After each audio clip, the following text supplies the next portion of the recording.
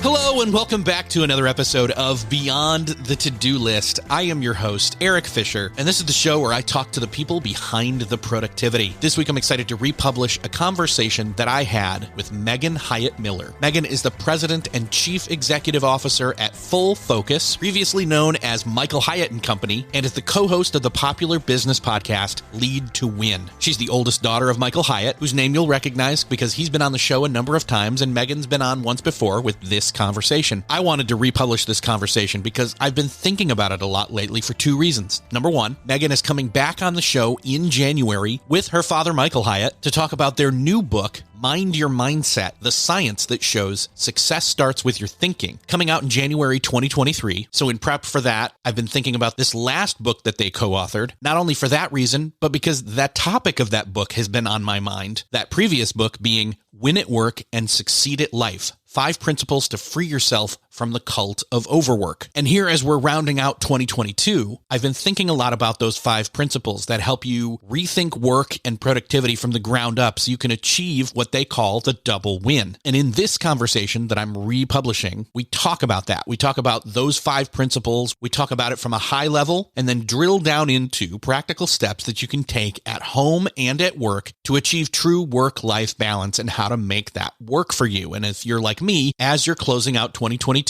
you've had a lot of shifting and reconfiguring in that work-life balance, that winning at home and that succeeding at life when it comes to rhythms and routines and workflows and all the expectations and different hats that you wear. And so I thought that it was appropriate to republish this now for those two reasons. So I hope that you enjoy revisiting this conversation with Megan Hyatt Miller. Well, this week, it is my privilege to welcome to the show Megan Hyatt Miller. Megan, welcome to the show. Eric, thank you so much for having me. This is such a treat. Yeah, well, it's a treat for me too, because, I mean, we've met a couple times in person, but obviously people know of the shadow that looms from your dad more than you, but that'll eventually pass. We'll change that. But anyways, he's been on the show so much. In fact, he was the first episode I ever recorded, not the first I released. Wow. But he's been on so many times. I thought, well, with this new book that you wrote with him, why not talk to Megan? Let's get another perspective here. So I'm so glad to have you. Well, I'm so glad to be here. We love your show. My dad has loved being on with you over the years, and we're big fans. So This is really fun. So before we jump into the book, I want to set a little context here. You're the CEO of Michael Hyatt and Company. That's a right. New title. That's a change. It is new. Pretty recent. But one of the real cool things to see somewhat from behind the scenes, having talked with your dad and had lunch a couple times and stuff, is he really puts forth like learning through experience. And by that, I mean failed experience, right? all the stuff about winning at work and succeeding at life is him attempting to do that and figuring out, well, that didn't work. How do we make this work? I'm curious from your perspective, though, from when you first started through to the book, like what's your journey looked like?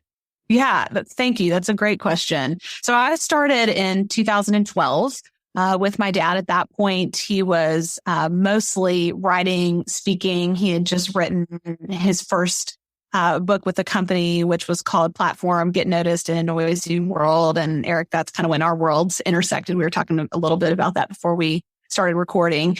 And, at that point, I had just adopted 2 boys with my husband, Joel, from Uganda in 2011. When I married him in 2009, I inherited 2 kids through that marriage, 2 bonus kids.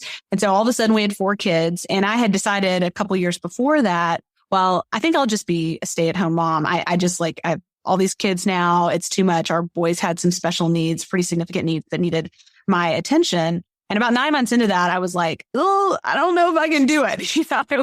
It was really challenging for me. I felt like I needed another outlet. And so I was talking to my dad, and I basically just went to work for him part-time for something else to be involved with, kind of like in the adult world.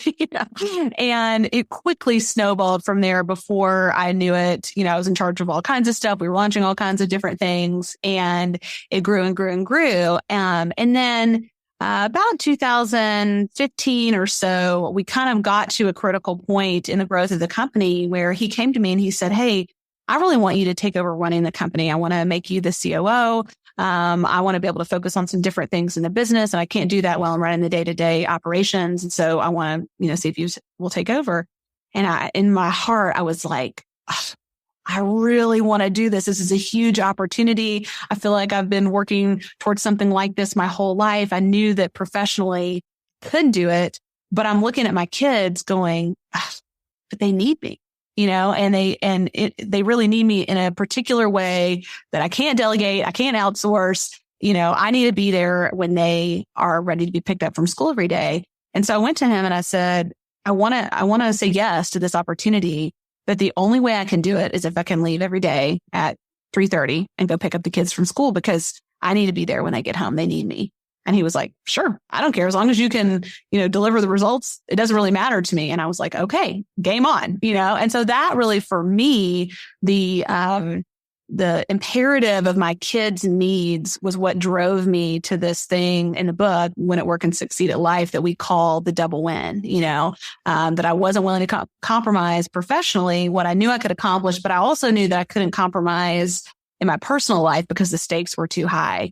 And for a lot of people, they feel like they do have to choose. And that's really kind of what we get into in the book is we think you don't have to choose if you think about it differently and you go after something we call the double win. Yeah. I love that you set that boundary of 3:30 because that really exemplifies the rule, Parkinson's law, where, work expands to fill the time allotted. Well, if you're just saying, well, 100%. that's the time that's allotted for it, you're still you're going to work and you're going to work smart and you're going to get it done and be able to check out and leave with no guilt.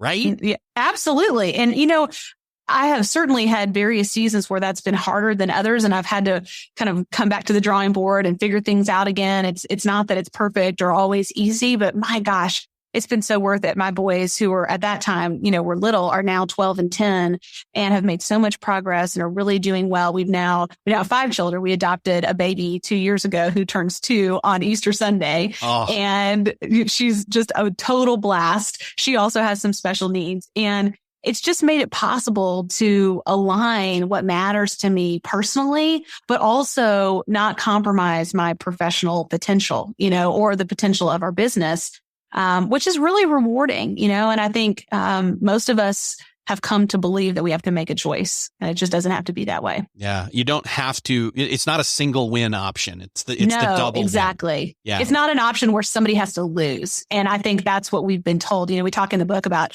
this idea of this false dichotomy of either, there's a hustle fallacy, where if I just hustle, think of Elon Musk or somebody like that who's sleeping on their couch and hadn't seen their kids in, months or whatever.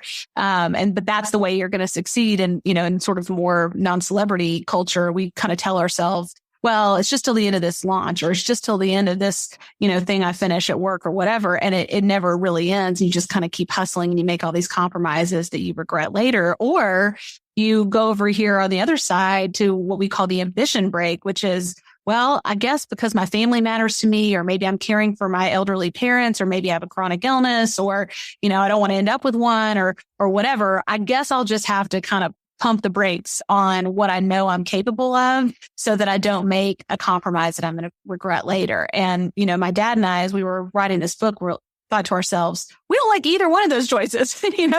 They both stink. And I think with some intelligence and some creativity, it's really possible to discover a third option, which is winning at work and succeeding at life. And that's what we call the double win. Yeah. I love that is what the double win is that it's winning on both fronts. Right. In terms of we've talked about work-life balance before on this show. It's been a while since we've addressed it.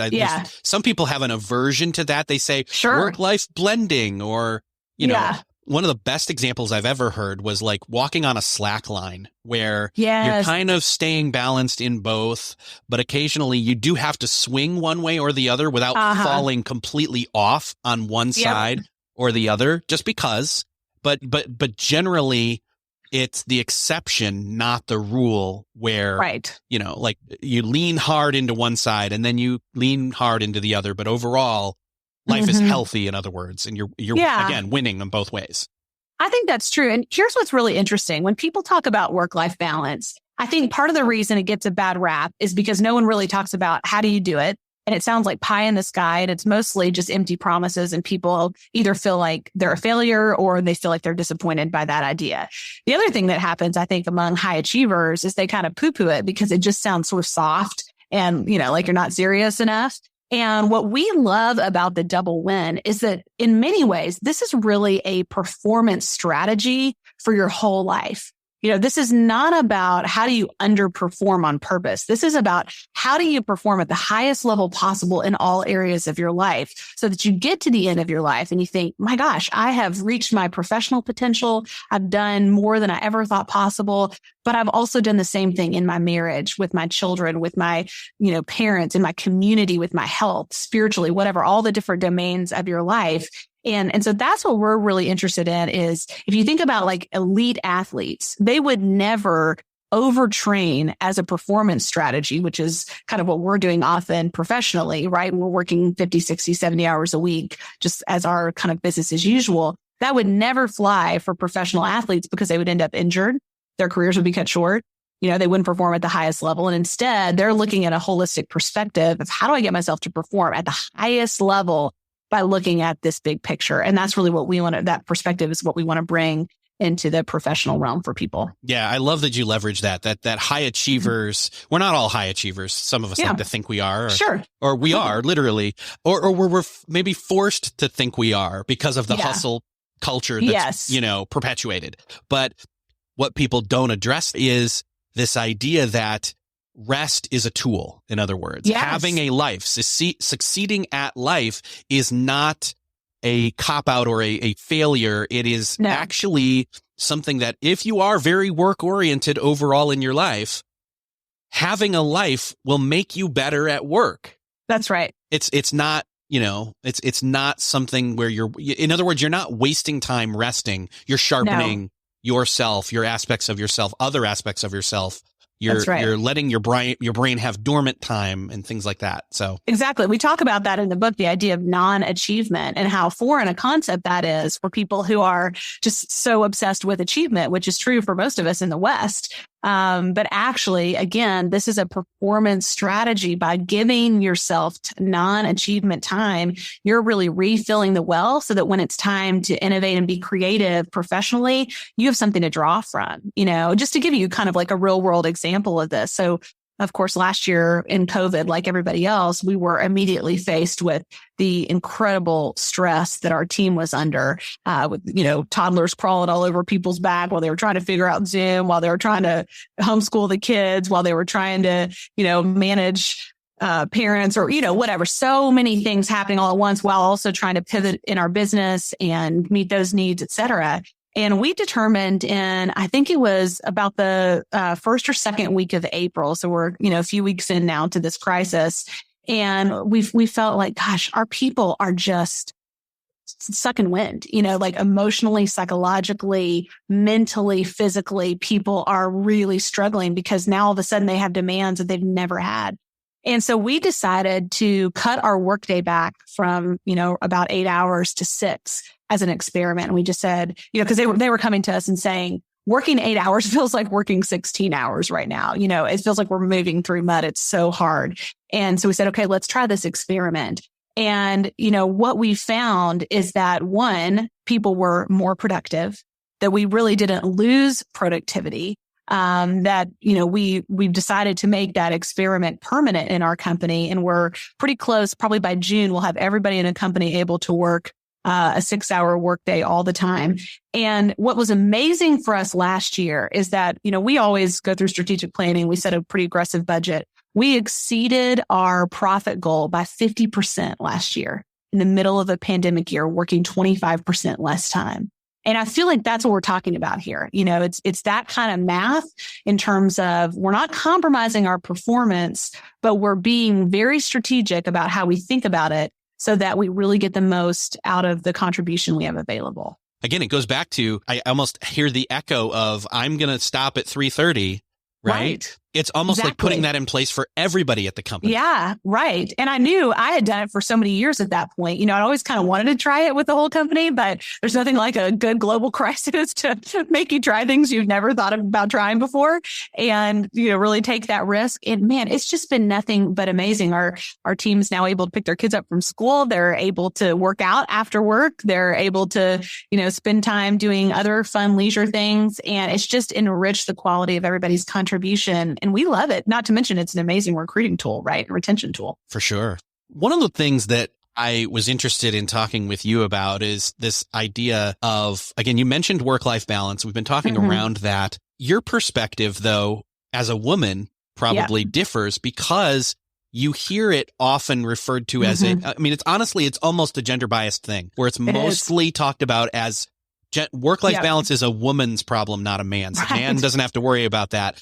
I'm interested in hearing maybe a little bit of, you know, the uniqueness of the last year, but also prior to that with you and even your husband's, you know, how you work with work-life balance as a family unit. Yeah. I think that's such a great question. And I think you're absolutely right, Eric. I mean, this is so often on the covers of women's magazines. You don't see it on the cover of Men's Health, you know, very often or something like that. You know, it's just not typically a topic that men are as mindful of. And I think that's because we have lived in a culture for a long time that even though most families have two working adults, you know, both spouses are working, the kind of gender norms of who's responsible to sort of be CEO of the family, take care of all that still remains squarely in the lap of women for the most part. You know, I think the statistics are that, you know, women do 50% of women do housework every day and like 22% of men do housework every day, for example. So it's just really unequal in that way.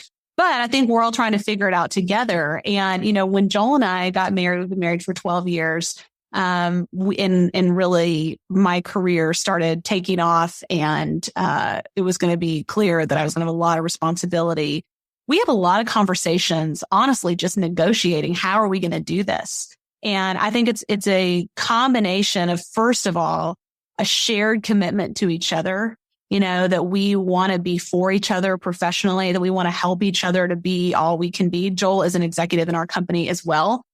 So we both have executive level jobs with a lot of responsibility and teams and, you know, all that stuff. And we just decided, hey, we're going to be for each other. This is not going to be a competition from the beginning.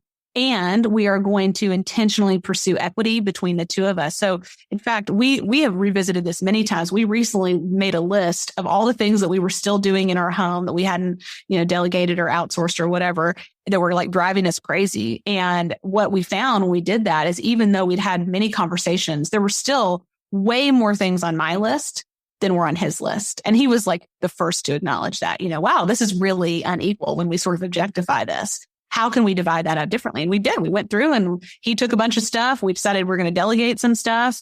You know, I thought differently about some of the things that I wanted to hang on to. And I think that's how it works well. You have to talk about it. And I think for men, you know, for husbands to not be threatened by that, but to come into it like, I really have something to offer here. This may be new, but I can step up here. I can contribute in a really meaningful way. And what that makes possible for women, not only for their wives, but women in general is huge, you know, and it contributes to the family. I mean, I think our children are better for seeing us partner, co-parent, co-lead our family, all that stuff. You know, we're really, really partners. And I love that. One of the things that I know you also place a high importance on is not just the integration of work-life balance between the two of you and your family, but taking regular time to strengthen your marriage relationship. Yeah. This is one of the things I'll just be flat out honest. I was just like, oh my gosh, this blows me away that you and your husband had set up this time to have date night. Now I know that's kind of been a struggle, but I remember seeing some stuff in this over the course of coronavirus year where, you know, in the pandemic that gets a little bit hard. Right. But even I think I saw, correct me if I'm wrong, but it was like, okay, kids, you are set up to be over here and we're going to be in the other end of the house and we're still going to have date night. In other words, we're going to make it work even when it doesn't work, when we were more locked down and everything. Can you talk a little bit about like the intentionality behind that and making that work practically? I feel like this kind of goes to a strategy that we talk about in the book, the Win at Work and Succeed at Life book, where we talk about establishing 3 areas of non-negotiables. And we talk about self-care non-negotiables, relational priorities, and professional results as being the 3 areas. So self-care, relational priorities, and professional results. And so when we think about, Joel and I think about together, what are our relational priorities? One of the first things, actually the first thing that comes to mind, even before our kids, is our marriage, because that's the foundation of our family. You know, if our marriage is not healthy and strong, getting the attention it needs, then our ability to lead and care for our family is going to be compromised. And so we have had a practice of either biweekly date nights or we are now weekly date nights for several years. And that has not been always easy. Again, we have children with special needs. Getting babysitters has been difficult over the years. It's easier now than it's ever been because things are really in a good place. But that's not always been easy, but especially because we've had children with special needs. We're like, we got to get out of this house and have some time with each other, you know, so that we're able to just make it through this and really nurture ourselves.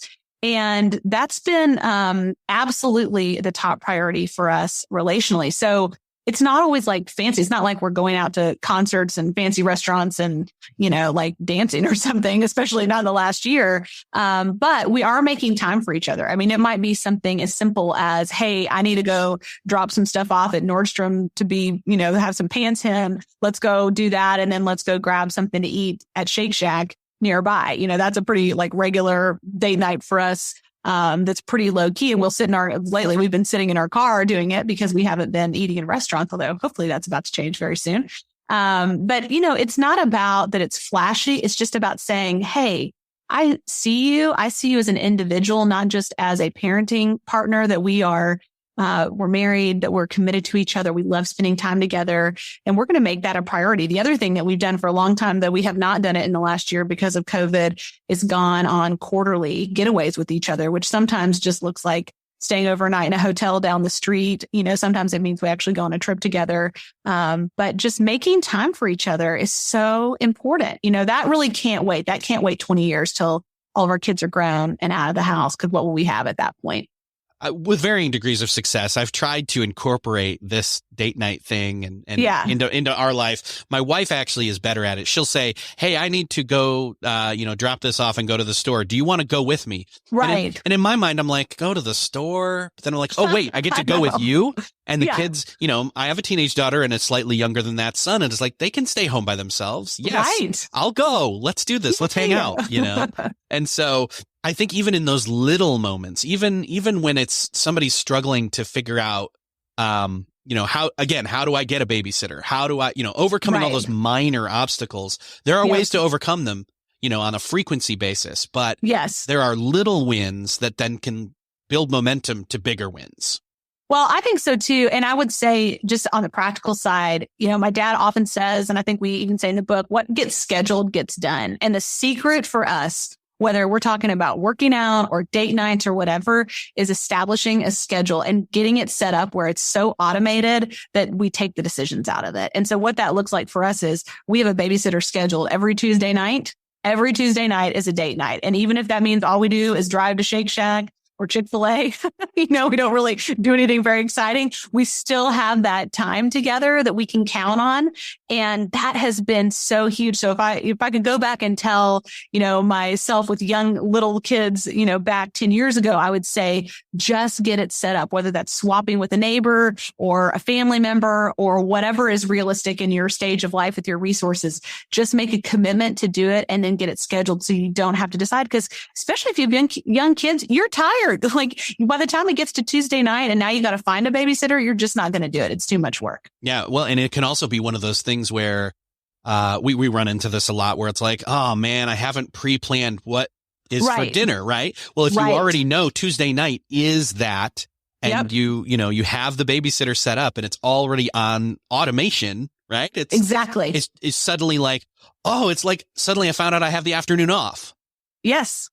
In a way. Absolutely. So. Well, you can even make a list, further automation. You can make a list of, hey, here's the 4 restaurants we're going to alternate between for the next 90 days. Yes. Because then you don't have to do where do you want to go? I don't know. Where do you want to go? And then the decision fatigue gets in. It's like, I don't know, Wherever you can take the decisions out around your most important priorities and just automate it, I'm telling you, it is like a lifesaver in this season of life. Yeah. Well, let's switch back over into, I know we're all working from home a lot, but let's switch back over into the workplace here and talk a little bit about what leaders can do to implement the double win for their organization, their team members, but then also flip side, like, what are the team members who may be in an organization where their leader isn't thinking about this do to maybe start to, I don't know, make proactive suggestions?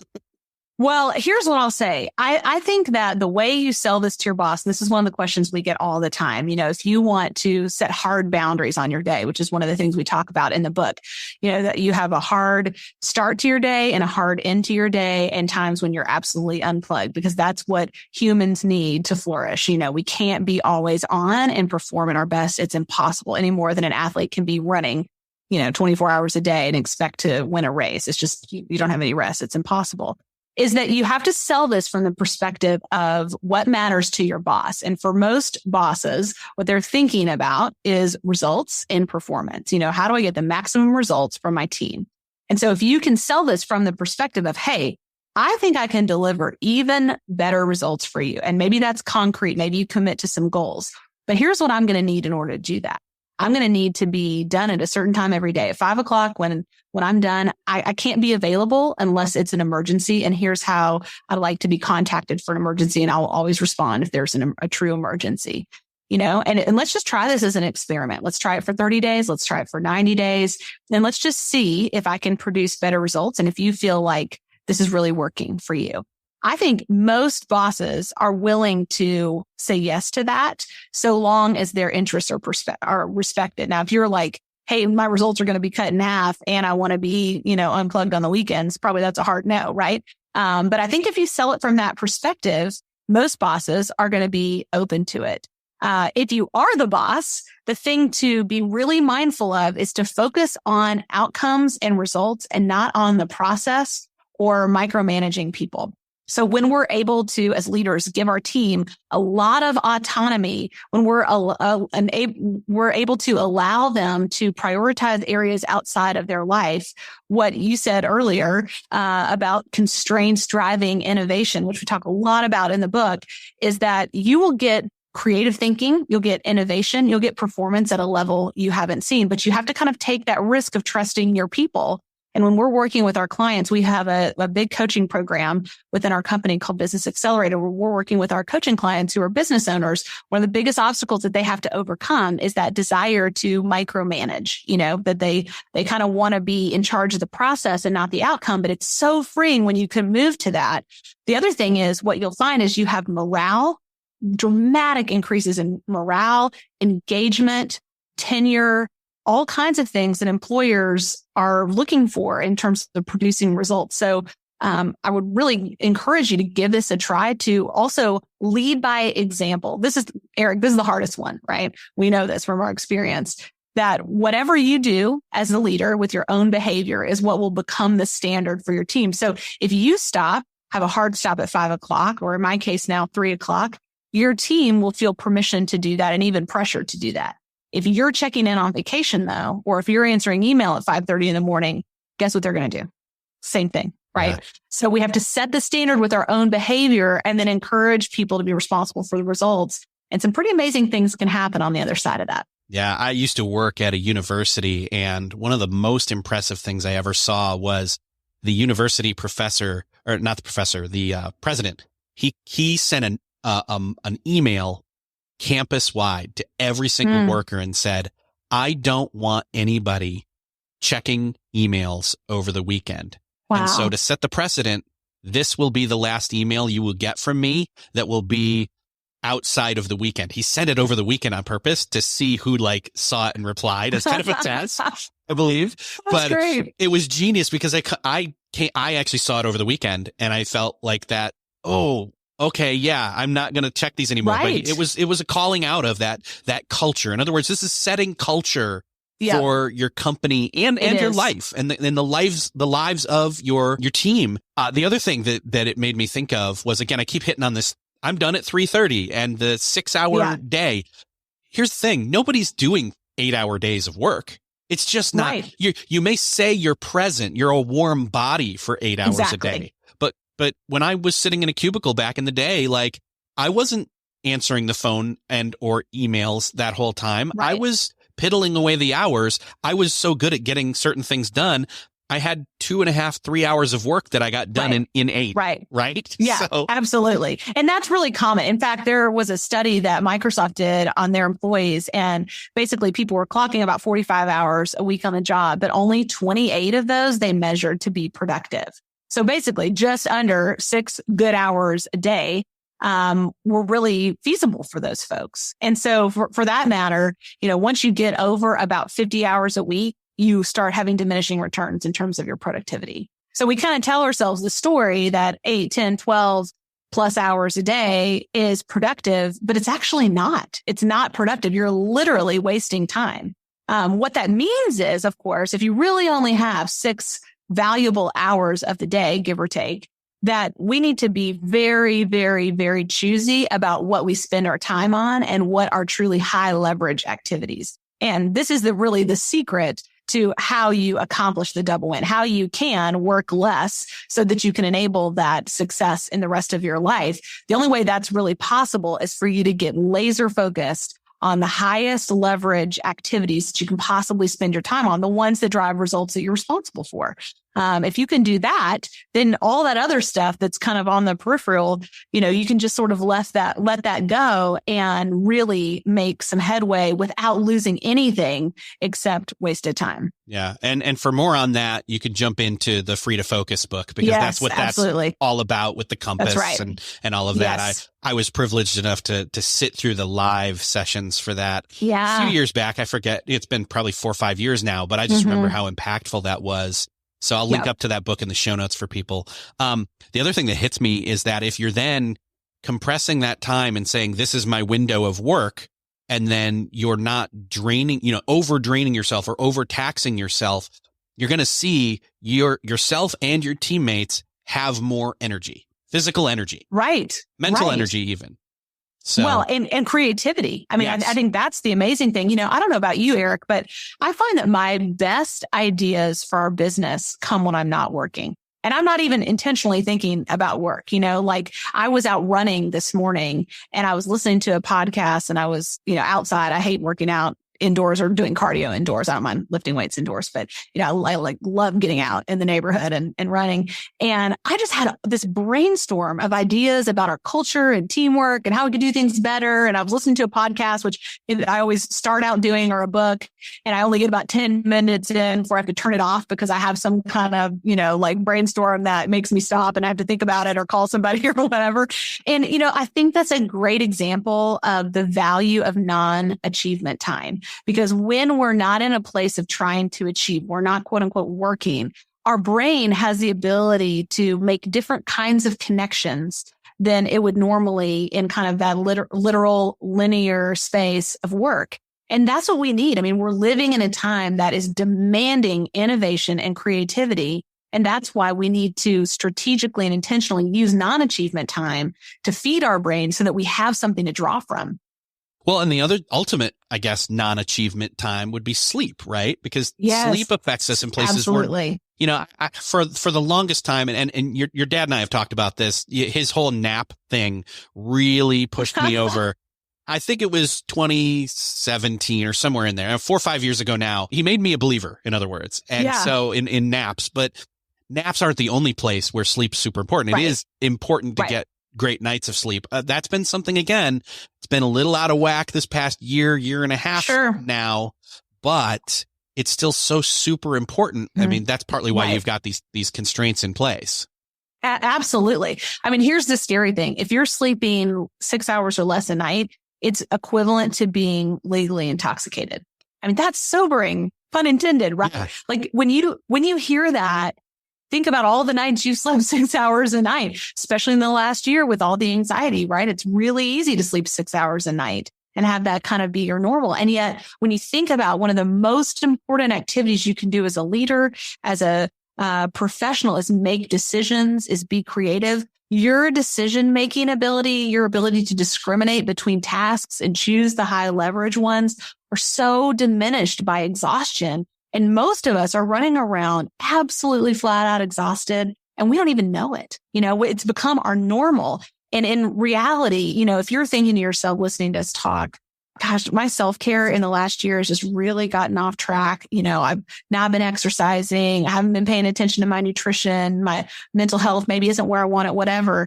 If you were going to start with one thing, I would start with prioritizing 8 hours of sleep a night. I don't think anything will change your life for the better more, including your professional performance, more than that. And that really starts with saying, I've got a structured bedtime. I'm going to bed at this time. I'm going to be in bed.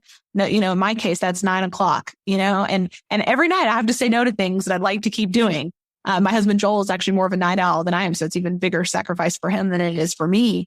But that's critical. If I don't sleep, I'm a mess. The difference between 8 hours and 6.5 for me is a difference between a good day the next day and a bad day. And I think a great day, a productive day, a day of contribution starts the night before. And so for us, in this book, Win at Work and Succeed at Life, sleep is one of the most important performance strategies for getting the double win. You really cannot have the double win if you don't prioritize sleep. So I'd love to ask you, what are some of the practical ways that you and, with a husband and 5 kids, how do you clear that all out of the way to then make that 9 p.m. bedtime work? And what's that look like on the flip side when you wake up in the morning?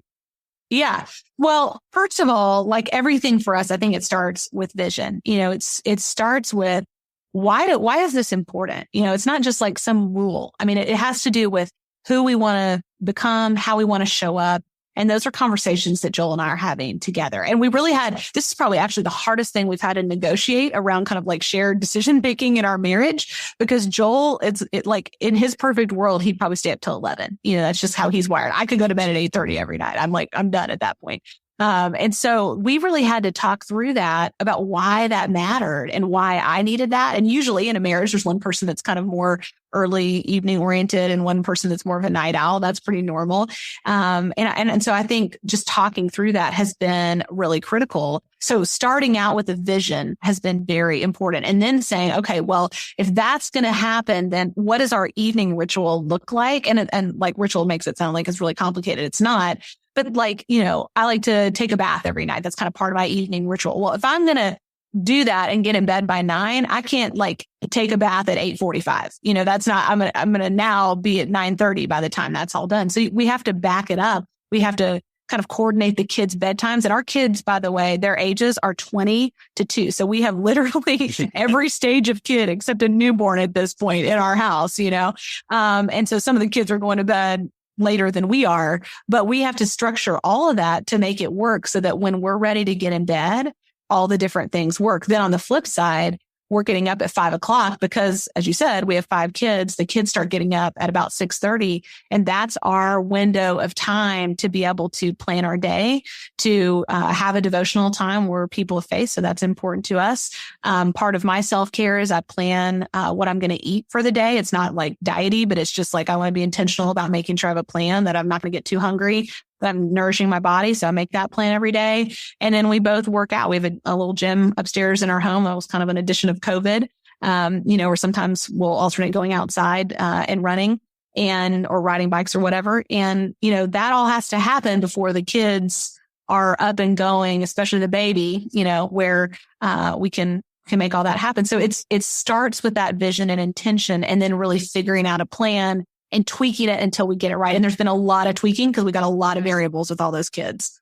That's the thing I want to stress here is that it's not some perfection that you reach. It's that it's a continual, seasons come, seasons go, kids grow, needs change. And so that's been the thing for me is like cyclically, my stuff changes when it comes to people being home or people being at school and what my summer looks like versus spring and fall and winter. So I really evaluate those things on a quarterly basis, those rituals, because the morning ritual and the evening ritual in particular, because they change. For example, when our now 2-year-old daughter was tiny, that our morning ritual is totally different. I was lucky if I got 10 minutes to have a quick devotion and like itemize what were my big 3 priorities for the day. And I mean, like, I'm writing it down really quick. That's all I could do before it was time to get her up and feed her. And that's fine. That's just that season of life. And then it'll change.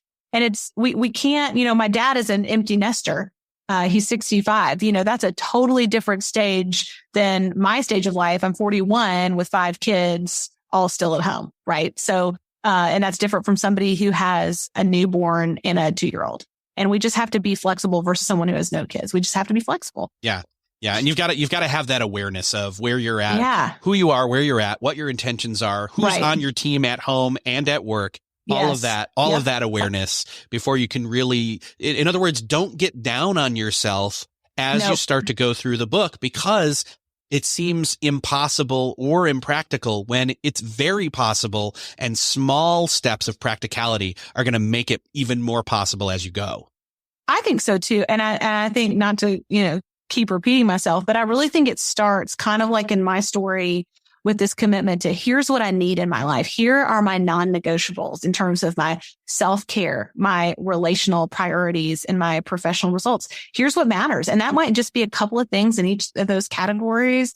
Maybe later in your life, it'll be more complicated or more robust. But then once you have that non-negotiable list, you can start figuring out how to make that happen. You will be surprised at how many options are available to you once you have that vision and you start looking for it. It's amazing how things start showing up. Yeah, it reminds me of habit stacking. It's small, quick wins that are done consistently, laying that brick for foundation, and then you can build on that.